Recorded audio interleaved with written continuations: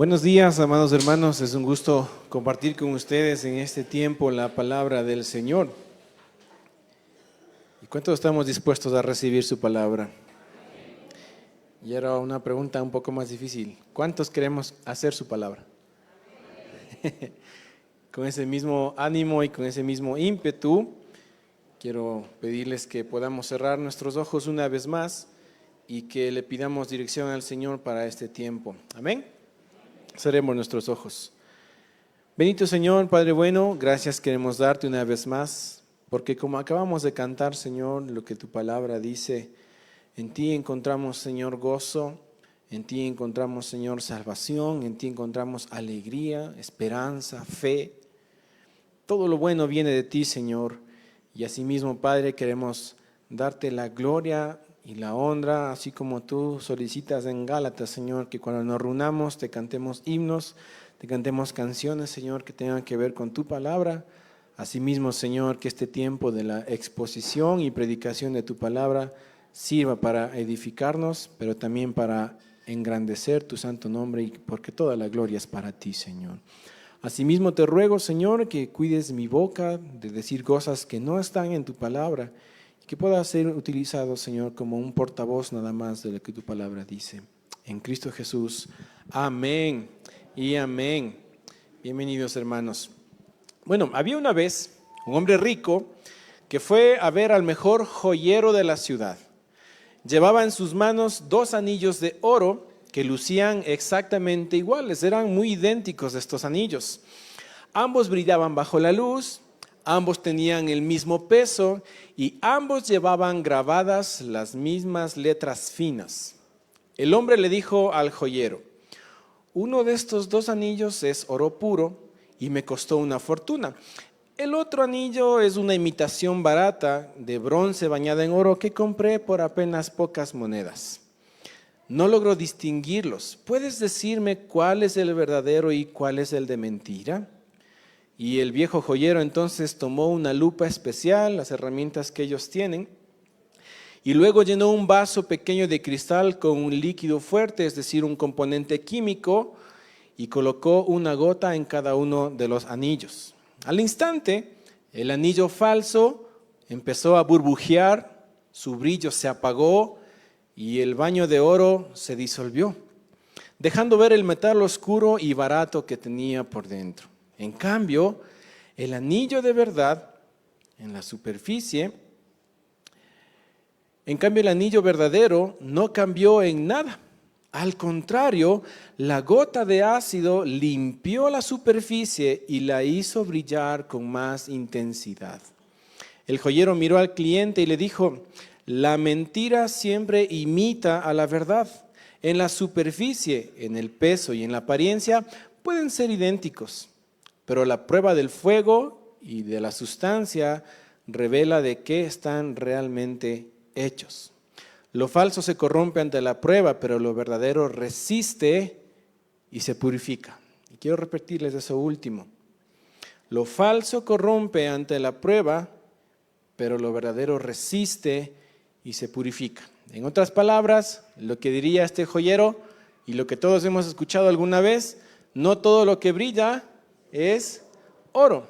El tema de esta mañana, amados hermanos, es: no todo lo que brilla es doctrina. Abramos nuestras Biblias, amados hermanos, en la palabra de Dios y vamos a la segunda carta de Pablo escrita a los Corintios, capítulo 12, y vamos a dar inicio a la lectura que comprenderemos hoy a partir desde el versículo 11. Y entenderemos entonces el peligro de las apariencias espirituales. Recuerden, no todo lo que brilla es doctrina. Y mientras buscamos el texto, me gustaría aclarar nada más la lectura. Vamos a hacerla en la versión que posiblemente todos tengamos, que es la Reina Valera del 60. Pero mientras desarrollemos este mensaje, voy a utilizar la versión Nueva Biblia de las Américas para poder tener una mejor comprensión. ¿Ok? ¿Estamos listos entonces? Segunda de Corintios, capítulo 12, desde el versículo 11 en adelante, dice la palabra del Señor: me he hecho un necio al gloriarme, y este es Pablo hablando a los Corintios. Y es Pablo diciendo, me he hecho un necio al gloriarme, vosotros me obligasteis a ello. Pues yo debía ser alabado por vosotros, porque en nada he sido menos que aquellos grandes apóstoles, aunque nada soy. Con todo, las señales de apóstol han sido hechas entre vosotros en toda paciencia, por señales, prodigios y milagros. Porque ¿en qué habéis sido menos que las otras iglesias, sino en que yo mismo no os he sido carga? Perdonadme este agravio. Verso 14. He aquí por tercera vez estoy preparado para ir a vosotros, y no os seré gravoso, porque no busco lo vuestro, sino a vosotros. Pues no deben atesorar los hijos para los padres, sino los padres para los hijos. Y yo con el mayor placer gastaré lo mío, y aún yo mismo me gastaré del todo, por amor de vuestras almas, aunque amándoos más, sea amado menos. Pero admitiendo esto, que yo no os he sido carga, sino que como soy astuto, os prendí por engaño. ¿Acaso os he engañado por alguno de los que he enviado a vosotros? Rogué a Tito y envié con él al hermano. ¿Os engañó acaso a Tito? ¿No hemos procedido con el mismo espíritu y en las mismas pisadas? ¿Pensáis aún que nos disculpamos con vosotros? Delante de Dios en Cristo hablamos, y todo, muy amados, para vuestra edificación. Pues me temo que cuando llegue, no os halle tales como quiero, y yo sea hallado de vosotros cual no queréis. Que haya entre vosotros contiendas, envidias, iras, divisiones, maledicencias, murmuraciones, soberbias, desórdenes, que cuando vuelva me humille Dios entre vosotros y quizá tenga que llorar por muchos de los que antes han pecado y no se han arrepentido de la inmundicia y fornicación y lascivia que han cometido. Hasta ahí la palabra de nuestro Señor Jesucristo. Así que, hermanos, una vez más, hoy día estaremos viendo no todo lo que brilla es doctrina y el peligro de las apariencias espirituales. ¿Y por qué estamos viendo entonces esto en esta mañana? Tuve la bendición de compartir con ustedes mismos hace algunas semanas un mensaje en cual la palabra del Señor nos enseñaba a identificar a los falsos apóstoles. Y de hecho, esta segunda carta tiene que ver con eso. La llegada de la falsa doctrina, la llegada de falsos apóstoles, la llegada de falsos maestros a la iglesia de Corinto. Y eso es lo que Pablo está atacando en el transcurso de toda esta carta. Ese es el tema principal. Ese es el motivo por el cual Pablo fue llevado a escribir esta carta. Entonces, lo que hoy veremos, amados hermanos, es cómo identificar a los que realmente sí son enviados por el Señor. Quienes sí son realmente ministros del Evangelio. Pero empecemos. Vemos en primer lugar que Pablo espera que la iglesia ya sepa identificar la verdad de la mentira. Miren, Pablo esperaba eso ya de la iglesia. Y ya vamos a ver por qué. Porque miren lo que dice el verso 11. Me he vuelto insensato. Una vez más, recuerdan el capítulo 11 empieza de la misma forma. Y ahora encontramos en este capítulo 12 lo mismo. Me he vuelto insensato. Ustedes me obligaron a ello.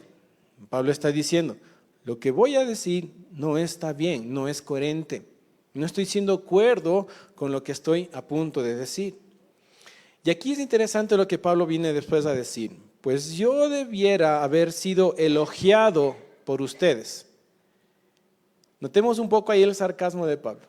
Yo debía ser reconocido a ustedes como iglesia, es lo que está diciendo. Yo debía haber sido elogiado por ustedes porque en ningún sentido fui inferior a los más eminentes apóstoles. Entonces, cuando leemos la palabra del Señor dentro del contexto, vemos en primer lugar que en ninguna otra parte de las Escrituras los apóstoles de Jesucristo fueron llamados de tal forma. No hay otro texto en que diga los eminentes apóstoles de Jesucristo. Y como vemos que Pablo empieza con ironía, es normal que nosotros podamos seguir con ese hilo y entonces decir, porque en ningún sentido Pablo está diciendo, fui inferior a los más eminentes apóstoles. ¿Se dan cuenta? Cuando encontramos de esa forma y analizamos en el contexto cómo fue escrito la palabra del Señor, entonces llegamos a esa conclusión. Pablo, cuando dice los más eminentes apóstoles, se está refiriendo a los falsos maestros, aquellos que habían llegado para dividir y para destruir la iglesia, y los cuales estaba Pablo atacando y defendiendo su evangelio. ¿Ok? Así que, más adelante en el mismo verso 11 dice, porque en ningún sentido fui inferior a los más eminentes apóstoles, aunque nada soy. Miren, regresa Pablo a la humildad y dice, yo no soy nada. Entonces entendemos la intención de Pablo en la escritura, ¿verdad? Intenta demostrar, sí, estos que se hacen llamar apóstoles eminentes o los superapóstoles en otras traducciones. ¿Y saben por qué hace esto Pablo? Porque esta es la forma en que se presentan a sí mismos los engañadores. ¿Han escuchado? Es que yo soy el enviado de Dios. Es que yo soy el profeta. Es que yo soy el apóstol. Síganme a mí. Porque yo soy el que viene a terminar la obra que Jesucristo dejó inconclusa. ¿Han escuchado? Yo sí he escuchado. Al menos en las redes sociales eso abunda, amados hermanos. Porque claro, nuestro teléfono no está configurado para pasar por el filtro de las escrituras todo lo que sale en las redes sociales. Pero hoy en día, amados hermanos, eso es lo que hoy escuchamos. Y aún más frecuentemente. Pero esta es la forma en cómo ellos se presentan, como los eminentes, como la realeza del evangelio. Es contra ellos que Pablo está atacando. El verso 12 dice, entre ustedes se operaron las señales de un verdadero apóstol, con toda perseverancia, por medio de señales, prodigios y milagros. Y Pablo aquí les recuerda que ya recibieron el evangelio con evidencias claras. Obviamente, claro que sí. Porque alguien puede decir, ¿y qué pasó en el Pentecostés? Que empezaron a hablar en lenguas. Obviamente, porque había gente de muchas culturas donde se hablaban distintos idiomas. Y fue necesario, y le dice el texto bíblico, que los que estaban hablando, los que hablaban en otra lengua, entendieron en su idioma natal el evangelio. Obviamente, porque ustedes se imaginan, la intención del Señor Jesucristo es proclamar el evangelio a las naciones y que todo el mundo sepa de la verdad. ¿Cuánto tiempo se hubiese demorado un apóstol en ir a esa cultura, a aprender el idioma y que tenga cuidado de no equivocarse en traducir el evangelio? Ese es el milagro al cual Pablo está haciendo referencias. Y esos son los milagros que hoy día el Señor está haciendo. ¿Por qué? Porque la intención no es asegurar o afirmar que Dios no hace milagros. No estoy diciendo que los milagros no existan o que no puedan suceder. Lo que estamos diciendo y lo que Pablo está diciendo es que los milagros son hechos por Dios, no por el hombre. Entonces a mí me sorprende ver que haya títulos en algunas iglesias y que digan miércoles de sanación, como que hayan hecho una cita con Dios para que Él sea quien haga los milagros. Pero ¿saben qué? Ellos no le atribuyen a Dios el hacer los milagros. Ellos vienen y te ponen la cabeza y te dicen, te sano en el nombre del Señor Jesucristo. Pero si no es la voluntad de Dios sanarte,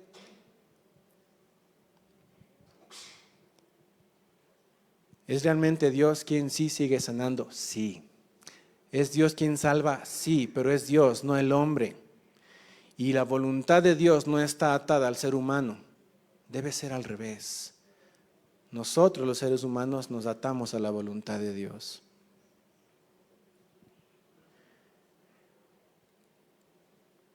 El versículo 13 dice, pues, ¿en qué fueron tratados como inferiores a las demás iglesias, excepto en que yo mismo no fui una carga para ustedes? Y aquí es más fuerte todavía la ironía de Pablo. Perdonadme este agravio, dice. En otras palabras dice, disculpen si es que no les estoy cobrando por presentarles el evangelio. Porque recuerden que la iglesia de Corinto está en una época en la que el pensamiento humano, la filosofía y todo iba en auge, y decíamos en anteriores mensajes que las personas, estos pensadores, que el que más cobraba era como que el que más tenía prestigio. Pero Pablo está diciendo, yo no les estoy cobrando nada por presentarles el evangelio de Jesucristo. ¿Y saben por qué dice esto? Porque seguramente estos falsos apóstoles estaban cobrándoles dinero por el tema espiritual. Pero Pablo dice, disculpen si es que yo no les estoy cobrando. ¿Se dan cuenta?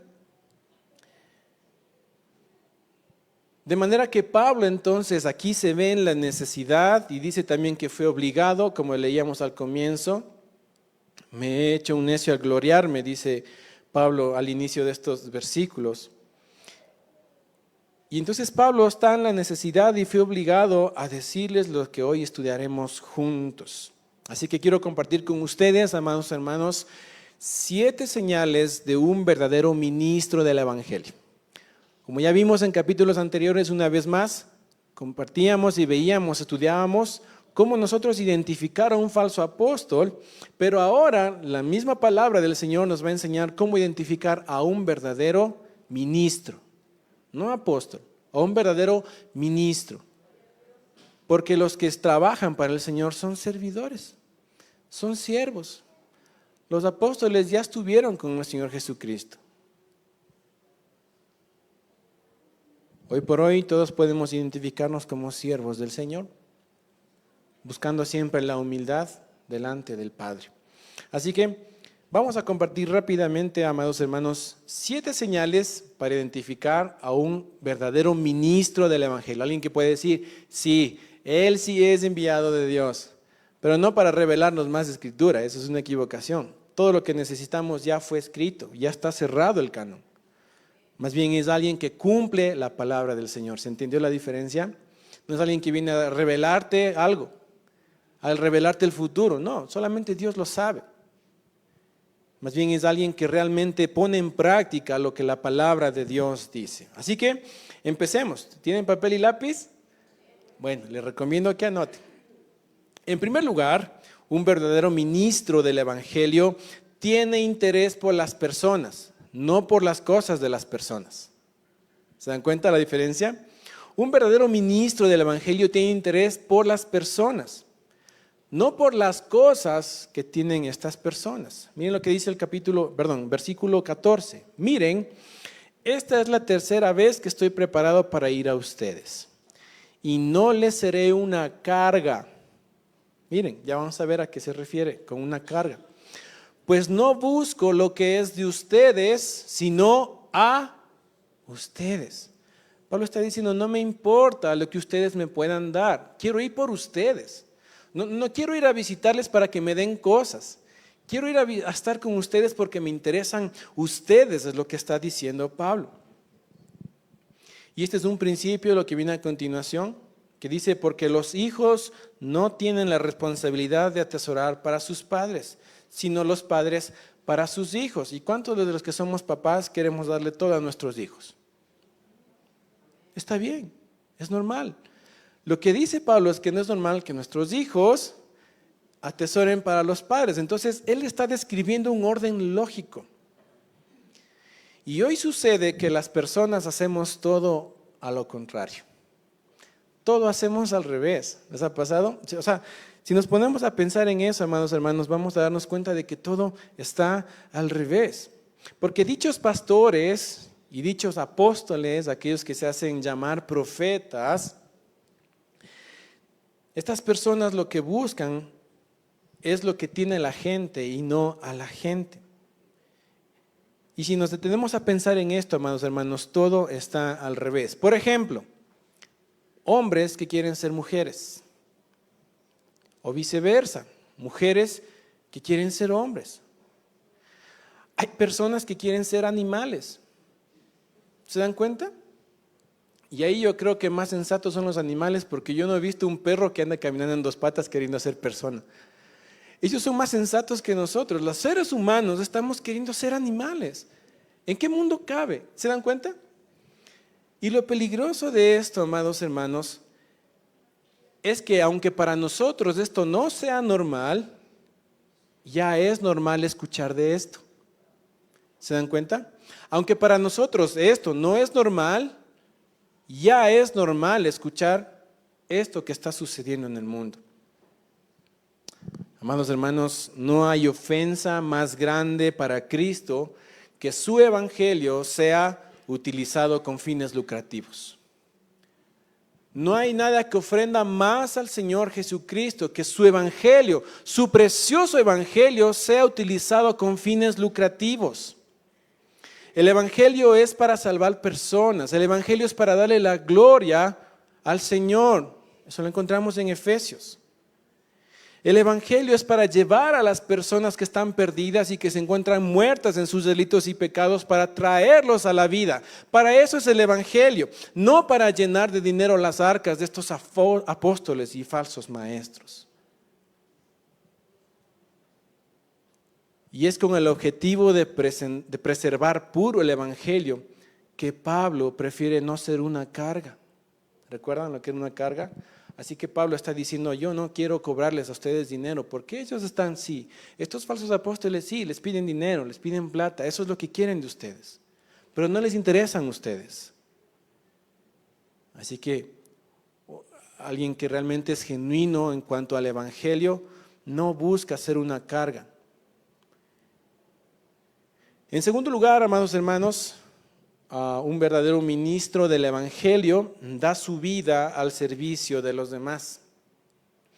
Un verdadero ministro de Dios da su vida al servicio de los demás. Miren lo que dice el verso 15. Y yo con mucho gusto gastaré lo mío. Y esta palabra gastaré en el original significa aportar económicamente. O sea, gastarme económicamente lo mío, dice Pablo, y aún yo mismo me gastaré por sus almas. ¡Wow! Todo lo contrario. Porque mientras el falso apóstol quiere sacarte y exprimirte tu bolsillo, el verdadero apóstol dice que es capaz de dar su vida incluso por tu alma. Y aquí es interesante notar algo. Al comienzo, en este verso 15, Pablo dice, y yo con mucho gusto. ¿Por qué no dijo simplemente, y yo gastaré lo mío? Pero él añade y dice, y yo con mucho gusto. ¿Saben por qué? Porque el verdadero apóstol o el verdadero ministro, en este caso el verdadero apóstol, Pablo sí, pero el verdadero ministro del Evangelio da de todo corazón y con una actitud de gozo. Lo que nos indica que utilizar el recurso económico para servir a los demás debe ir acompañado con la actitud de gozo y tiene coherencia con lo que veíamos en apenas 2 o 3 capítulos anteriores, 2 de Corintios 9:7, donde dice que Dios ama al dador alegre. ¿Se dan cuenta? Entonces un verdadero ministro del Evangelio da, no es el que solo recibe y recibe, sino que también da. Y no solo entrega su dinero, sino también su vida.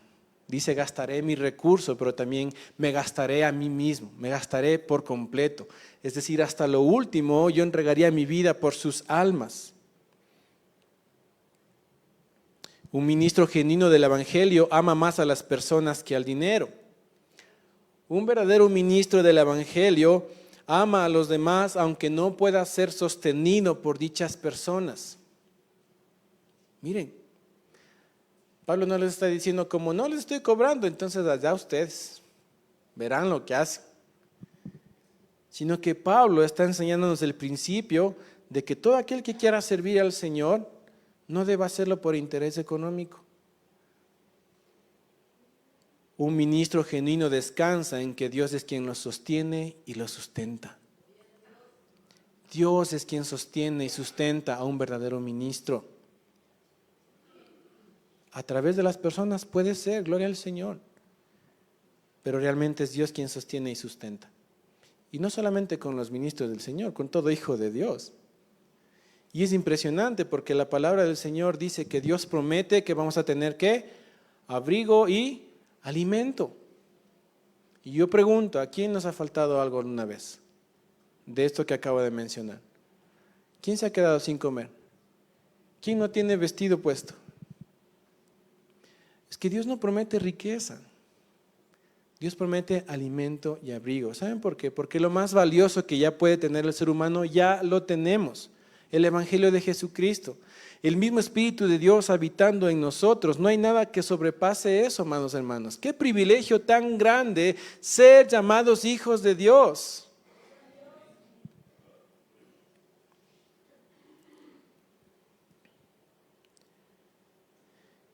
En tercer lugar, amados hermanos, un verdadero ministro del Evangelio no utiliza a las personas para su beneficio.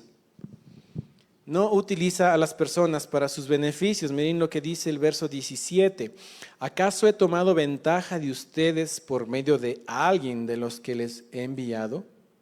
A Tito le rogué que fuera y con él envié al otro hermano. ¿Acaso obtuvo Tito ventaja de ustedes? Seguramente esto es lo que acostumbraban a hacer los falsos apóstoles, enviar a alguien para recolectar lo económico.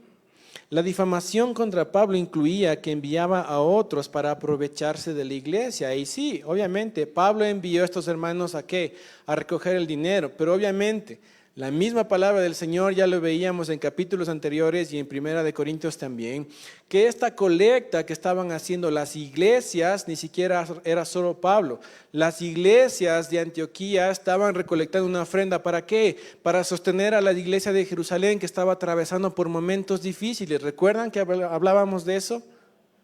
Pero el fin de esto, amados hermanos, es que estos falsos apóstoles tergiversan la verdad. Y el objetivo de ellos era difamar a Pablo y a su evangelio. En cuarto lugar, un verdadero ministro del evangelio no adultera el evangelio. Un verdadero ministro del evangelio no añade y no quita nada al evangelio.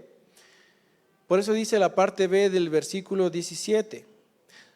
¿No nos hemos conducido nosotros en el mismo espíritu y seguido las mismas pisadas? ¿A quién cree que se está refiriendo? A Jesús. ¿No nos hemos conducido nosotros en el mismo espíritu y seguido las mismas pisadas? Ese es el evangelio de Jesucristo. El evangelio sigue siendo el mismo y no ha cambiado en lo más mínimo, amados hermanos. Es el mismo evangelio. Y a diferencia de los falsos maestros, Pablo se mantenía en defender y proclamar la buena noticia de Jesucristo, de que llegó al fin el Mesías tan esperado, que murió y que resucitó al tercer día. Ese es el evangelio. No necesitamos añadir nada más. Eso es lo único que necesitas creer para ser salvo. Saber que Cristo no está en una tumba, que resucitó al tercer día. ¿Crees en eso? Eres salvo. No necesitas más. No necesitas comprar metros cuadrados en el cielo. No necesitas aportar. Dios no te está exigiendo que tú aportes $1,000, $10,000 y que así aseguras que Él pueda responder a tu oración. Eso es manipular el evangelio. Y Pablo les recuerda por medio de esta pregunta retórica que Él fue utilizado por Dios para ser alcanzados por su gracia. Parece ser que a los corintios se les olvidó el evangelio. Y por eso es que Pablo tiene que volver a escribir esto y decirles, hermanos, recuerden. Y saben que hoy en día parece que también caemos en el mismo error. Pensar que el evangelio es solo para los no creyentes. Ese es un error grave. Porque decimos, bueno, como ya soy cristiano, entonces el evangelio ya es para los que no conocen de Jesucristo. Pero yo como cristiano también tengo que recordarme a mí mismo todos los días que ahora Él es quien gobierna mi vida, quien gobierna mi casa, mi familia, mi trabajo. A diferencia de las otras personas que no conocen del evangelio. Y por este error, amados hermanos, de dejar de lado el evangelio todos los días, es que caemos en doctrinas antibíblicas. Cuando no estamos sostenidos realmente del evangelio todos los días, amados hermanos, es fácil para nosotros ser engañados por estas falsas doctrinas que solo nos alejan de la verdad y del camino del Señor. En quinto lugar, amados hermanos, un ministro genuino del evangelio tiene por prioridad la edificación de la iglesia. Sí, la edificación, pero de la iglesia. Los falsos maestros se preocupan por la edificación, pero de su casa, de sus hijos, las edificaciones literalmente. Pero un verdadero ministro se preocupa por la edificación de la iglesia. Versículo 19. Todo este tiempo ustedes han estado pensando que nos defendíamos ante ustedes. Y miren la aclaración que hace Pablo.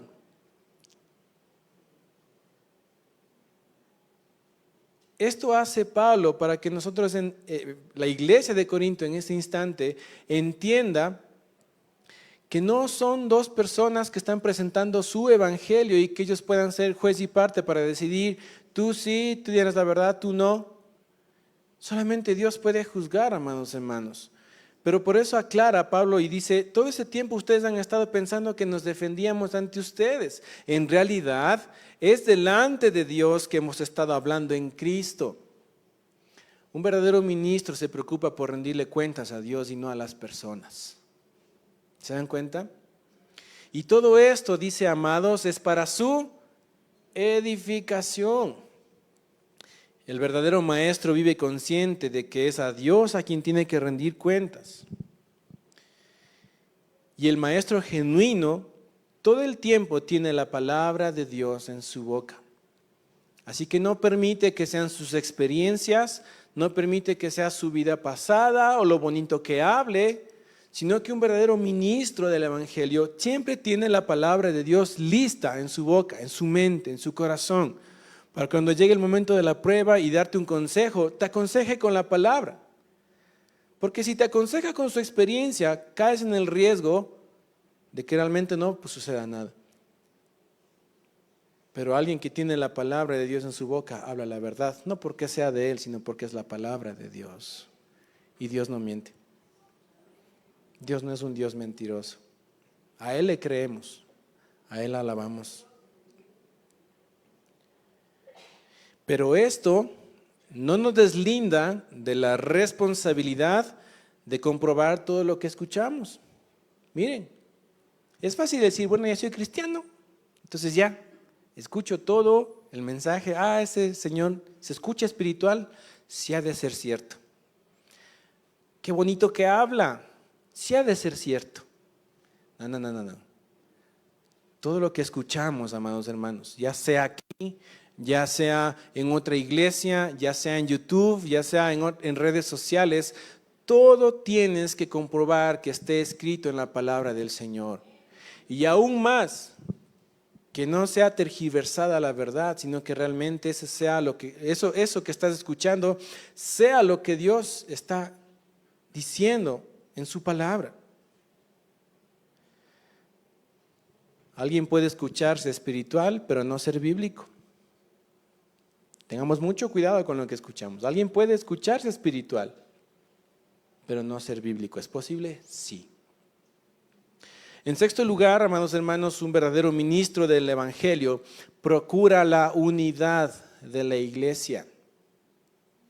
Un verdadero ministro del evangelio procura la unidad de la iglesia. Por eso dice el verso 20, porque temo que quizá cuando yo vaya, y ahí Pablo ya les está diciendo, seguramente esto está pasando. Esto está pasando en la iglesia ahorita. Temo que quizá cuando yo vaya, halle que no son lo que deseo. Pablo desea que sean una iglesia unida, una iglesia que se ame unos a otros y una iglesia que ame al Señor. Ese es el objetivo de la iglesia. Y yo sea hallado por ustedes que no soy lo que desean. Según la primera carta, la conocida la carta severa, ya vimos a un Pablo que es estricto, que es rígido, que les dice las cosas como son. Y Pablo está diciendo, yo no quiero encontrarles de esa forma, porque entonces me van a conocer en esa forma, pero en vivo. Ya no es solo escribiendo, sino que cuando esté con ustedes voy a tener que disciplinarlos, está diciendo. Y luego dice más adelante que quizá haya pleitos, y en esta lista de pecados, tengamos en cuenta que hay un común denominador. Que quizá haya pleitos, celos, enojos, rivalidades, difamaciones, chismes, arrogancia, desórdenes. Todo lo contrario a la unidad de la iglesia. Cuando en la iglesia del Señor hay pleitos, celos, enojos, rivalidades, difamaciones, chismes, arrogancias y desórdenes, no es una iglesia unida. Y esto seguramente es el resultado de la llegada de estos falsos apóstoles a la iglesia de Corinto. Una vez más, Pablo le está diciendo, ¿ustedes quieren volver a lo que eran antes? Y veíamos el problema de la primera carta a los Corintios, ¿recuerdan? Es que unos dicen yo soy de Pablo, unos dicen yo soy de Cefas, otros dicen yo soy de Jesucristo, división, división, división. Amados hermanos, una iglesia unida es una iglesia realmente madura y sana. Y Pablo nos dice que la iglesia de Corinto, al permitir el ingreso de estos falsos apóstoles, teme que hayan regresado a estas divisiones. En séptimo y último lugar, un verdadero ministro del Evangelio se preocupa por la vida espiritual de las personas. Un verdadero ministro del Evangelio se preocupa porque tú tengas una relación íntima, fuerte, sana con el Señor. Pero un falso apóstol, un falso profeta, un falso maestro, en lo más mínimo le interesa tu vida espiritual. En lo más mínimo. A él le interesa tu vida económica. A él le interesa todo lo que pueda obtener de ti. Pero un verdadero ministro se preocupa por tu vida espiritual. Mira lo que dice el verso 21. Temo que cuando los visite de nuevo, mi Dios me humille delante de ustedes, obviamente porque Pablo está seguro de que el Evangelio de Jesucristo está ahí, y yo tenga que llorar por muchos, miren, y yo tenga que llorar por muchos que han pecado anteriormente y no se han arrepentido. Miren, Pablo termina este capítulo con una característica que está muy alejada de estos falsos apóstoles. Ama y se preocupa tanto por la iglesia del Señor que llega hasta el quebrantamiento por el dolor que causa ver a personas que aparentemente viven el Evangelio, pero que realmente caminan al infierno. Y Pablo está diciendo que un verdadero ministro se conduele, se quebranta, llora, tiene herido el corazón por estas personas que aparentemente viven el cristianismo, pero que realmente están camino al infierno. Esa preocupación es la que necesitamos ver de un verdadero ministro del Evangelio. Y Pablo aquí describe los pecados sexuales como muestra de que no hay arrepentimiento. Si nosotros leemos una vez más 1 Corintios 6, vamos a ver que Pablo dice que sí, los demás pecados, ok, es enemistad contra otras personas. Pero los pecados sexuales hacen daño a uno mismo. Y todo el que es dominado por sus deseos, hermanos, lamentablemente no es creyente porque el Espíritu de Dios no está en él. Todo aquel que es dominado por su carne, todo aquel que es dominado por sus deseos, por sus concupiscencias, lamentablemente no es genuinamente un hijo de Dios. Porque a pesar de que el pecado aún está en nosotros, ¿aquí alguien es perfecto? Ok. El pecado aún está en nosotros, pero significa que si estamos con Cristo, el pecado ya no nos domina. Ahora nos domina el Espíritu de Dios y nuestra mente ha sido transformada, según Romanos 12:2. Así que, hermanos, estos falsos apóstoles, estos falsos profetas y estos falsos maestros no viven todo esto que acabamos de detallar. En sus vidas no está nada de lo que acabamos de detallar. No tienen ninguna de estas características. Ellos en realidad son maestros de Satanás que buscan la división y la destrucción de la iglesia. Ese es el objetivo de los falsos maestros. No les importa a las personas, sino lo que pueden obtener de ti. Sus riquezas están en este mundo, pero la riqueza del verdadero creyente está en Dios. La riqueza del verdadero creyente está en Dios, no en las cosas que ofrece el mundo. Y es urgente, amados hermanos, que aprendamos a distinguir estas características en las personas que escuchamos habitualmente. Pongamos en práctica. Analicemos a las personas que escuchamos. ¿Cumple con esta característica? Indaguemos un poco más. Veamos cuál es la iglesia en la que está predicando, cuál es su doctrina, cuál es su confesión de fe. Empecemos a conocer a quién escuchamos. Porque estamos en peligro constantemente, amados hermanos. Sí, sí. Estamos en peligro constantemente del enemigo, porque él quiere desviarnos de la verdad. Y esto ya lo he mencionado en mensajes anteriores. La guerra, amados hermanos, entre Dios y Satanás no es por fuerza, no es por poder. La Biblia lo afirma, sí. ¿Satanás es el príncipe de este mundo? Sí. ¿Satanás es poderoso? Sí, la Biblia lo afirma. Pero también afirma que Dios es el Todopoderoso. Así que en ningún momento Satanás va a poder igualar en lo más mínimo a Dios en cuanto a poder se refiere. La guerra, amados hermanos, es el enemigo tratando de desviarte de la verdad. De eso tenemos que cuidarnos. Y los falsos apóstoles son los mejores soldados que tiene Satanás. Y yo aún no me preocupo mucho por ellos. Yo me preocupo más por las personas que les creen y que sostienen estos ministerios, por así decirlo. Así que clamemos todos al Señor, amados hermanos, para que no permita que las falsas doctrinas y los falsos apóstoles lleguen a contaminar nuestra mente, lleguen a contaminar nuestro corazón, a nuestra familia y a nuestra iglesia. Bendita sea siempre la Nueva Jerusalén. Y las mentiras y las falsas doctrinas nunca se presentan de forma fea o repulsiva. Siempre vienen vestidas de palabras bonitas, ¿recuerdan? Qué bonito que habla.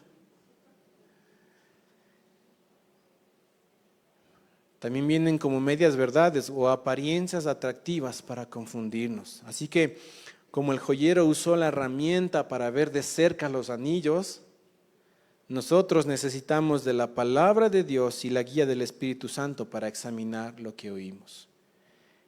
Y aunque todo parezca que brilla igual que el oro, debemos pasarlo por la sustancia de la palabra del Señor. Es la única que nos va a revelar si es verdad o es mentira. Así que en ese sentido, amados, no todo lo que brilla es doctrina. Tengamos cuidado. Amén. Cerremos nuestros ojos.